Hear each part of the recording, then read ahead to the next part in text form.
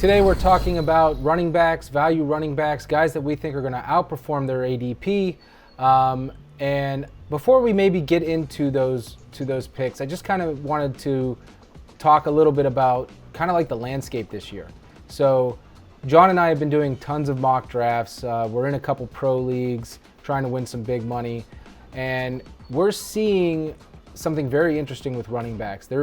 There seems to be, in our opinion, a ton of value this year. John, what do you think about that? Yeah, I agree. Particularly in PPR, that's the key thing. But guys, are just dropping that. I think fourth, fifth round. There's some real potential there to land incredible value picks and steals, and in PPR especially, like when you want to front load your roster with receivers because you need those points and those receptions. Yeah, I agree with that. And I think, we kind of heard maybe over the last couple of years, everybody talking about the zero running back draft strategy. And a lot of people tried it and maybe didn't have great results. I think, I didn't mess with it last year. I won. I was in a couple championships. I won a couple leagues last year. But I think if there was any year that there would be an argument for a zero RB strategy, and let me preface that with, if you're outside of the top 5 picks, Yes, this would be the year to consider a zero RB strategy in the first couple rounds. you know me, I love zero running back. I've been doing it before it was even called that. I found Arian Foster, Ray Rice, Alfred Morris. I won 3 chips with those guys. I've been a big proponent of the zero running back. I'm a huge fan. You have to take a lot of running backs for it to work properly because basically you're taking 6 and hoping 2 pan out. That's how it works. It just is. And you got to get lucky. Generally, if you were waiting until the 3rd or 4th round to take your RB1, you were in big trouble, so you had to take 6. But now this year, I think in the 3rd and 4th round, you have shots at guys that can solidify your zero RB strategy. And that's why I think it's an interesting year because, maybe there was 1 or 2 guys last year that you could say were in the 3rd or 4th round that you were like, yeah, this year I think there's 4 or 5. Yeah, I would agree with that. And the thing is a lot of these guys that are falling down the boards, I think they're in positions. They had off years. It's not no doubt they had off years last year. But I think they're in position to completely rebound. And we're talking about guys that two years ago, they were consensus first round picks. I see a lot of value this year, and I'm personally loving it. So why don't you tell us who you got on the top of your The first guy I'm going to talk about as a value pick is Nick Chubb. So I was a big proponent of Nick Chubb last year. I actually took him 5th overall in the league, and he did not disappoint me. I see the Browns getting even better this year. I think the line is definitely improved. They made 2 very important additions to the offensive line at the tackle positions. If you watch Chubb's tape, he has a nose for the hole. He's a home run hitter. If he hits the hole and he has a lane, he is gone. If he takes any step forward at all this year, if that offense improves, it is going to be a run-based zone blocking scheme that you see in San Francisco's, the Rams, Denver. That system is coming to Cleveland, and I only see it being Stefanski, in my opinion. Look what he did with Dalvin Cook last year. And then PPR, he's ranked 17, standard 13. I think I'd like him a little bit better in standard. Often ranked below Josh Jacobs, Joe Mixon, Aaron Jones, Kenyon Drake, Miles Sanders. Right. So all those. So you're essentially saying that Nick Chubb with an ADP of early to mid 2nd round is a great guy if you went wide receiver 1st round. Right. If you wanted to go or do something unconventional, like take a quarterback, depending on your league scoring, Nick Chubb, you can get an RB1 in round 2. He's sitting right there. It's hopefully a little luck there, but I see that line improved. I think he's a fantastic running back himself. You can get his handcuff relatively cheap in Kareem Hunt, which you definitely want to grab. And what do you say to people who go, oh, well, Kareem Hunt is going to be involved and that might hurt Nick Chubb a little bit? He was involved the last 8 games of the season. There was a little slight drop off on his numbers, but I think Chubb is good enough. You just don't hand that guy at least the ball 20 times. He's also an underrated receiver. It could go both ways. If Hunt gets nicked up and misses any games, you're talking about a bell cow back where the offense is going to run through the running game. And I like grabbing pieces of offenses that do that. I mean, I want a piece of the Niners. I want a piece any bell cow system. I love the zone blocking scheme. I think it's a brilliant scheme, and I see it. If he takes a step forward, you're talking about a 300-point guy here. All right, so my guy, who I'm going to talk about as a value running back this year, is James Conner. All right, so we all know James Conner had an off year last year. He was injured. And for you very astute fans, you'll notice that the Browns fan went with Chubb and the Steelers fan went with Conner. But I swear to you, it's not just this because... isn't all homerism. It isn't all just homerism. But all right, so James Conner is going in the 4th round. All right. I've seen him go in the 3rd, but he is dropping like a rock. He's going behind Melvin Gordon. He's going behind Le'Veon Bell in some cases. I think people forget, I know people forgot how good James Conner looked last year. He had 215 attempts for 973 yards. He had 12 touchdowns rushing. He had 1 touchdown receiving on 55 receptions, 71 targets.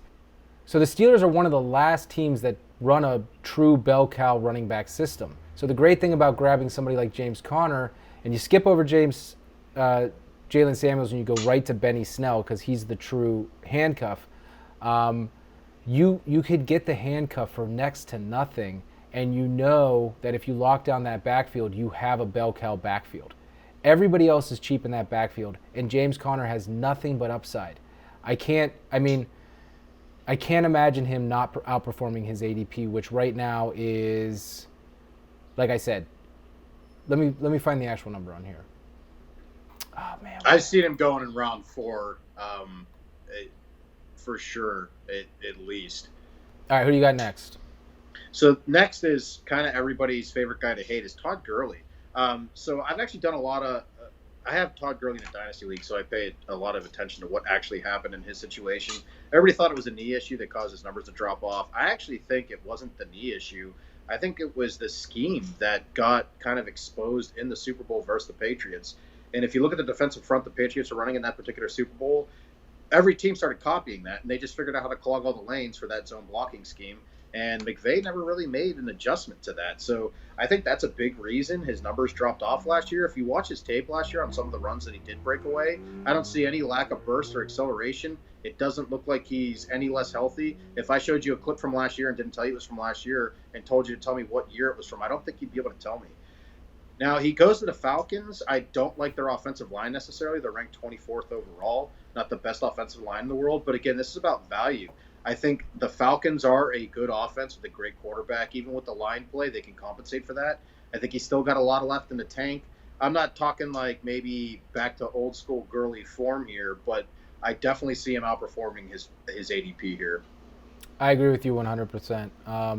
I was a fan of Todd Gurley last year for the value pick, and I drafted him in a couple leagues in the 2nd round, and he paid off. He was a solid RB2, even in that situation, even with all the production loss. This is a guy who put up great numbers last year, but because he was so great, people are undervaluing what he did last year because you know, there's really nowhere for him to go but up. He still had 12 touchdowns rushing, and he still had 14 touchdowns last year. Now, I know that's down from 21, but it's still 14 touchdowns. If you would have got that out of guys you were drafting the 2nd and 3rd round last year, you would have been ecstatic. So I had Gurley everywhere last year, and I loved it.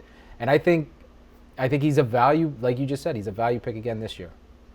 Yeah, and the big thing, too, is it's a bell cow back. Like, who else is there? I mean, He is the guy. They're not going to be giving the ball to Brian Hill a lot unless Gurley's tired. All right. So the next guy I got here is Mark Ingram. Mark Ingram is a perennial undervalued guy.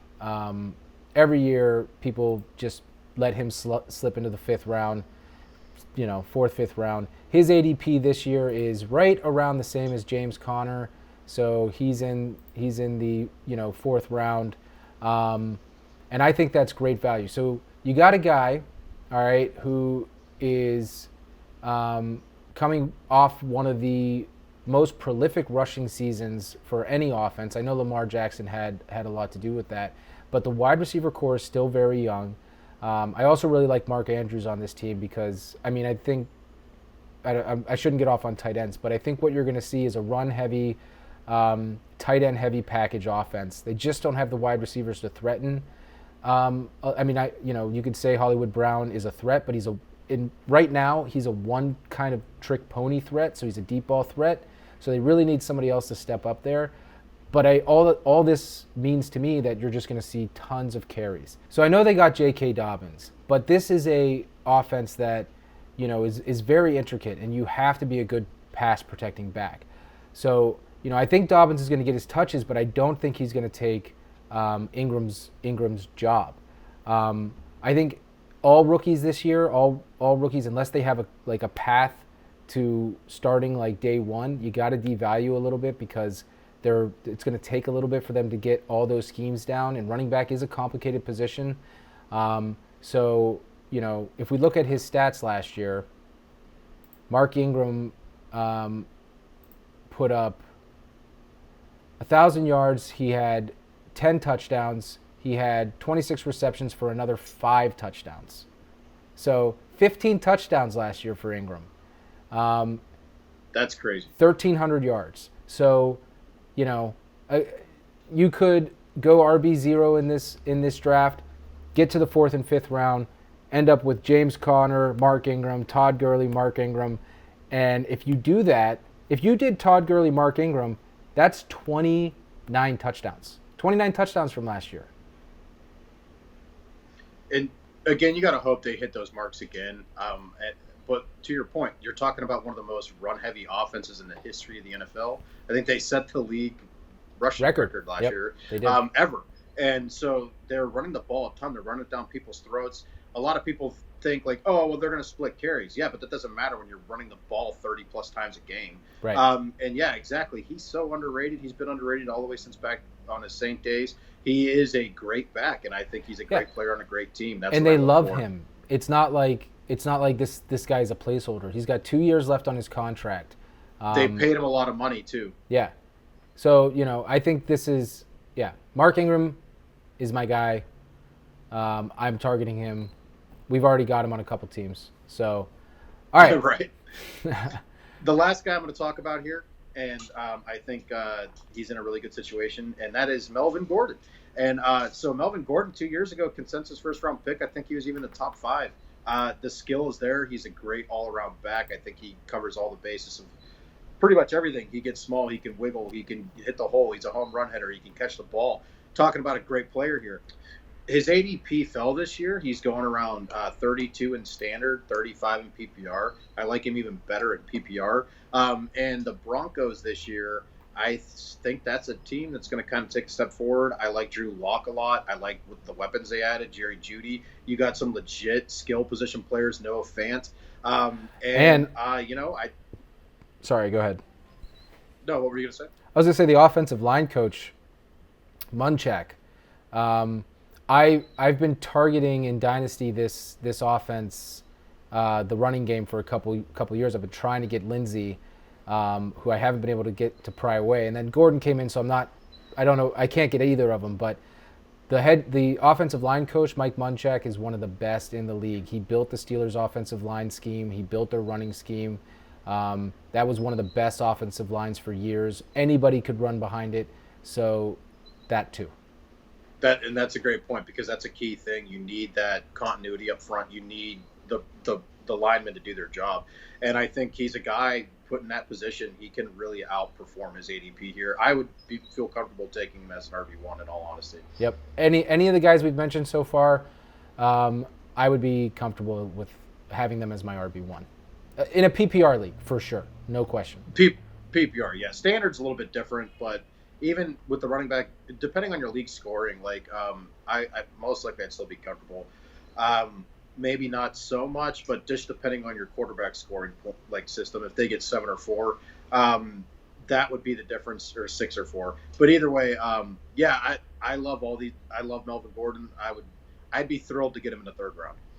All right, so my last guy I'm going to talk about is a rookie, and his name is Cam Akers. And I said earlier that you got to kind of devalue rookies unless they have a path, and Cam Akers has a path to be the starting running back for the Rams. So there's a lot of talk around what the Rams are going to do. They have 3 running backs, and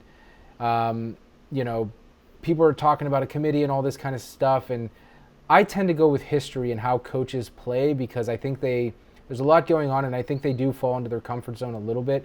I think McVay runs a bell cow system. So I think Cam Akers could win this job. I know the premise is outperform his ADP. He is actually a little bit expensive in my opinion, but I think it could pay dividends. Even to John's point, they said Todd Gurley was hurt all year. Well, he still handled the majority of the carries by far in that offense. It wasn't even close. There was no one even close to him in terms of carries last year. So, John, I think you're right. I don't think it was so much the knee. But I think Cam Akers is in the position to take all of those carries.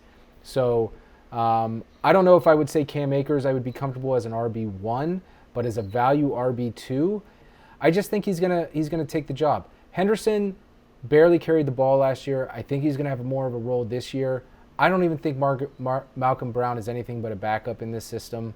So I really think it's him and Henderson, and I think Akers is what they see as the zone runner, which is what they like to run, and Henderson is more of that, third down back. So I think there's a ton of opportunity for Cam Akers. I do think he's going to outperform his ADP, but I do like him as an RB2. Yeah, I mean, exactly. It's a bell cow system. It is that zone running scheme, which I love. McVay got to just get back to his roots, in my opinion, and just start making some better adjustments, in all honesty. But, it's set up completely for him to run away with that backfield. I mean, Henderson I liked a lot coming out last year, but he never really did much. And I think he's kind of he's more going to be the third down back. And as from the reports I've been reading out of camp, they're pretty much, to your point, Akers is the guy, Brown's the backup, Henderson is going to have a role, but it's more third down back role. Right. All right, so that is our value running back picks as of today. Drafts are happening. Hopefully we have a football season. Yeah, that's so. But we're going to be bringing you guys more great content. Thank you so much for tuning in. Please subscribe to the channel. Please like the video. That would be so much help to us. And please drop us a comment. Ask us some questions. We would love to hear from you, and we want to hear your thoughts, and we want to do some research on your behalf. So, like I said, please subscribe, join, and see you later.